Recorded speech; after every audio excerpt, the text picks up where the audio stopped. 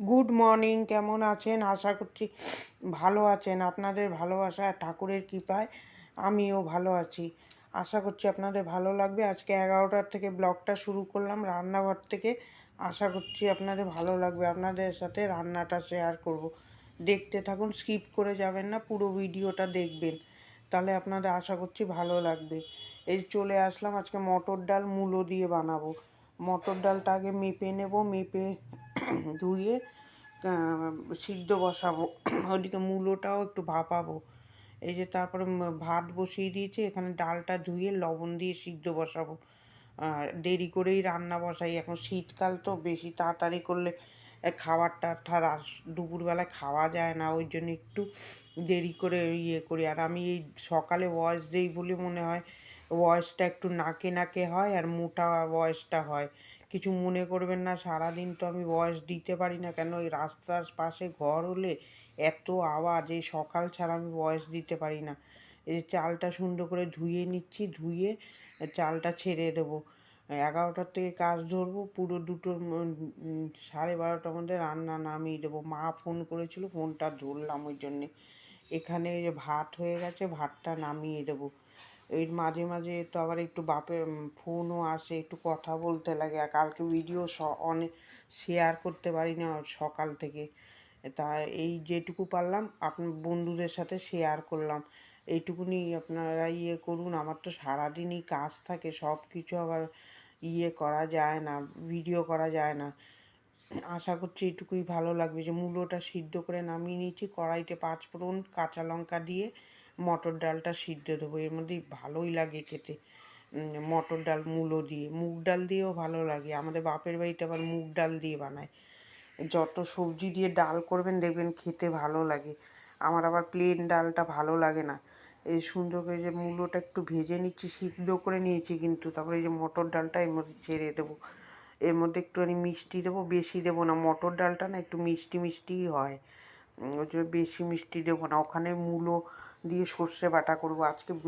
লঙ্কা সিদ্ধ দিয়ে দিয়েছিলাম, এটা হাতা দিয়ে ইয়ে করে দিয়ে দেবো, একটু ঝাল ঝাল হবে, ভালো লাগবে খেতে। ওখানে মূলো দিয়ে সর্ষে বাটা করবো, এটা সিদ্ধ বসিয়েছি। আমি একটু সিদ্ধ করে নিই, কাঁচা করলে না ও সিদ্ধ হতে অনেক সময় লাগে।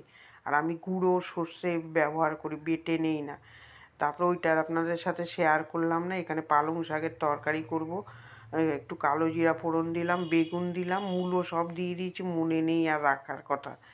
সব কিছুতেই মূলো দিলে আবার ভাল লাগবে না। বেগুনটা ভালো করে ভেজে নেব, ভেজে নিয়ে এর মধ্যে হলুদ লবণ দিয়ে মিষ্টি দেবো, মিষ্টি দিয়ে তারপরে পালং শাকটা ছেড়ে দেবো। বড়মশাই বলে একটু আলু দাও, নাহলে একদম কমে যাবে, আমাদের থাকবে না মানুষকে দিয়ে। এই যে পালং শাকটা দিয়ে দেবো।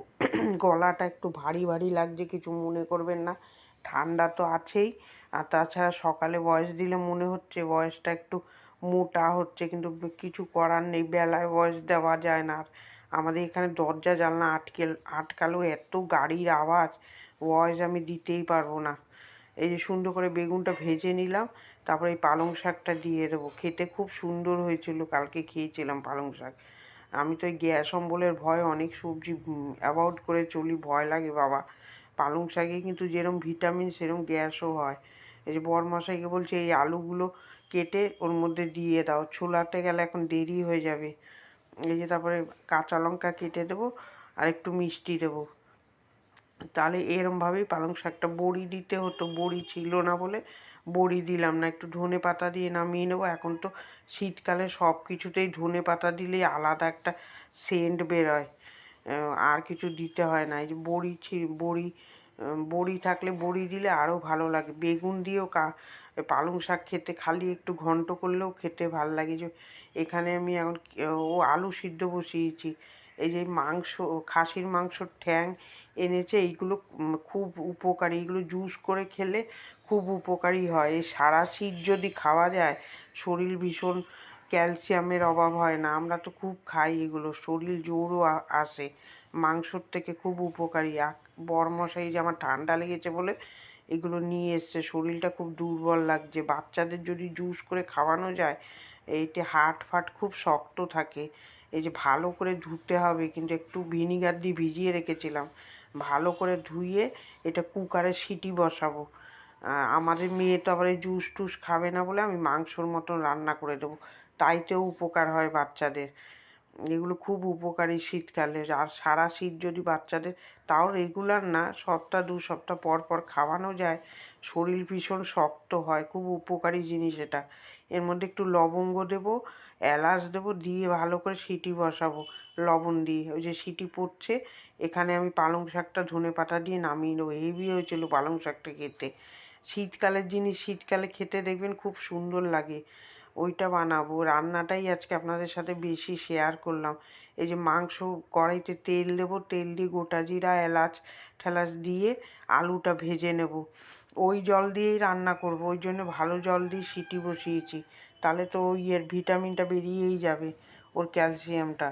আলুটা লাল লাল করে ভেজে নেবো, পুরো খাসির মাংস যেরমভাবে রান্না করে সেইভাবেই করব। ওই যে পেঁয়াজের পেস্টটা, একটু আদা মিশিয়ে নেব। আমি তো আদা পেস্ট করে ফ্রিজে রেখে দিই, আদা রোজ দেই না। এই যে এবার পেস্টটা এর মধ্যে ছেড়ে দেবো, দিয়ে সুন্দর করে কষাবো লবণ দিয়ে।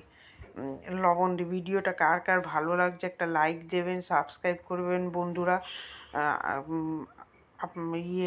ভিডিওগুলো কীরকম হচ্ছে একটু কমেন্ট করবেন, তাহলে আমার কাজটা করতে ভালো লাগবে। তাহলে খুব উৎসাহ পাবো, এনার্জিও পাবো কাজ করার, যে আমার ভিডিও কেউ দেখছে। যে এগুলো দিয়ে দিলাম, দিয়ে ভালো করে কষাবো। এবার একদম মাংস যেরকম কষায় ওইভাবে কষাবো। বাচ্চাদের এই গরম জল দেবো এর মধ্যে, কুকারে একটু গরম জল করে নিয়েছিলাম। ঠান্ডা জল দিলে না ভালো সিদ্ধ হবে না, একটু জল বেশি করে দিলাম, ভালো করে আলুটাও সিদ্ধ হবে, ওইগুলোও ভালো সিদ্ধ হবে। খেতে খুব সুন্দর হয়েছিল। আসুন দেখাই দুপুরের লাঞ্চ মেনু। ডাল করেছি মূলো দিয়ে, ভাত, পালং শাকের তরকারি আর সর্ষে বাটা আর ওই মাংস দিয়ে। এই যে আলু সিদ্ধ করেছি। তারপরে বড় ঘরটা ঝাড় দেবো, মেয়েটা মাথা ঘষবে বলে আমি বললাম তুই তাড়াতাড়ি মাথা ঘষে নে, যা ঠান্ডা পড়েছে। কিন্তু সেরম একটা না, আমার ওই যে বরমশাই খাটে বসে আছে, ওনার কাজ হয়ে গেছে, এখন খাবার দিতে বেরোবে, একটু বসছে, তারপরে যাবে। আমি তার মধ্যে ঘরটা একটু সুন্দর করে ঝাড় দিয়ে নিচ্ছি। সকালে একবার ঝাড় দেই, কিন্তু এত নোংরা, এই রাস্তার পাশে ঘর থাকলে যাদের আছে তারাই জানে, ঘর দূরে জিনিসগুলো নষ্ট হয়। ধুলো বালি রোজই মোটামুটি মুছতে হয়, না হলে ওই ধুলোও পড়ে থাকে, ধুলোর একটা স্তর পড়ে। তারপরে এই যে ঘরটা ঝাড় দিয়ে চলে আসবো। জামা কাপড়ের গাঁঠি হয়ে রয়েছে, আমি আবার জামা কাপড় না যেরকম রেখে দেওয়া ভালোবাসি না। আমার যখন এটা তখন সুন্দর করে গুছিয়ে জায়গাটা জায়গায় রেখে দিলাম, তাহলে ভালো লাগে। ওই নিয়েই বক বক করছি। কালকে বেশিরভাগ কাজটাই আমার করতে হয়েছে, সব তো আর ভিডিও করা যায় না। মেয়েটা মাথা ঘষবে এই ঠান্ডার মধ্যে, ওই ঘর মুছতে বসলে 1:30-2 বেজে যাবে। আমি বলছি তুই চলে যা, আমি ঘর মুছে নিচ্ছি। এই যে এবার চলে আসবো বড় ঘরটা মুছতে, এই বড় ঘরটা মুছতে, এই ঘরগুলো মুছে নেব। মুছে নিলেই আমার কাজ মোটামুটি হয়ে যাবে। কালকে আর কাচিনি, কাচা ছিলও না বেশি। আমি কি করি এখন 2 দিন বাদ দিয়ে দিয়ে কাচি, রেগুলার কাচি না, এত ঠান্ডা লেগে যাচ্ছে কোথার থেকে। ভিডিওগুলো কীরকম লাগছে আপনারা একটু কমেন্ট করবেন, না হলে আমার ভালো লাগে না, সেরকম একটা ইন্টারেস্ট আসে না করতে। ভালো হচ্ছে, খারাপ হলেও বলবেন আপনারা, খারাপ হলে বললে আমি শুধরাতে পারবো জিনিসটা। এই যে সুন্দর করে ঘরটা মুছে নেব, মুছে তারপরে বাদবাকি, রোজ তো মেয়ে মুছে দেয়, বুঝতে পারি না। আর বেশি বড় ব্লগ করি না, ছোট ছোটই দেই। আপনারা যদি বড় ব্লগ দেখতে চান তাহলে আপনারা কমেন্ট করবেন, আমি ছোট দেই কেন, বেশি বড় করলে দেখতেও দেখবেন ভালো লাগে না।